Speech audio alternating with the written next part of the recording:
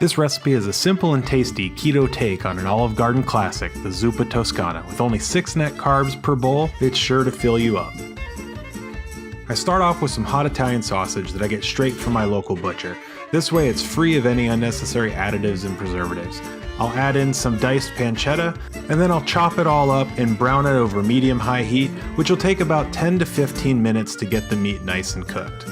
Because we're using hot Italian sausage, this soup will turn out a little bit spicy, so if you're sensitive to spice, make sure that you probably get some sweet Italian sausage instead, but be sure to check for carbs.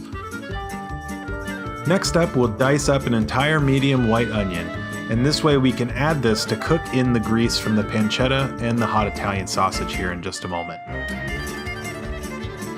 Once my meat is browned, I'm going to go ahead and carefully remove it from the stock pot while retaining the grease. That way I can use it to cook down my onions and give it some additional flavor. It'll take about 5 minutes for those to become fragrant, and then we'll go ahead and press some fresh garlic in there, usually about 3 to 5 cloves. Give that another few minutes to cook until it becomes aromatic.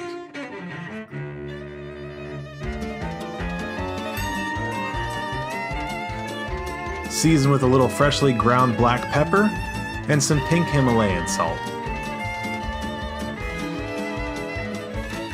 Right about when the onions become translucent, we'll go ahead and we'll add in about 6 cups of chicken bone broth. To replace the potato in the normal Zuppa Toscana dish, I'm going to actually harvest the stalks from the cauliflower, and I'm going to retain the florets for a later dish.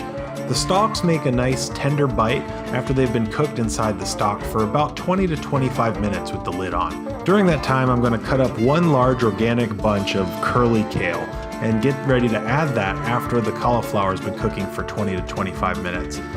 Then we'll let that cook in the pot for about 3 to 5 minutes and put the lid back on so that it can wilt down properly. Go ahead and let me know in the comments below what some of your favorite dishes are. That way we can attempt to make a keto version of those sometime this year on the show.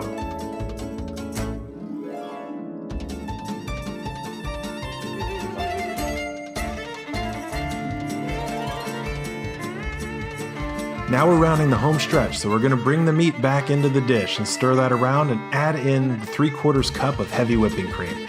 Stir that around and simmer that for about 5 more minutes, that way you can fully bring those flavors together.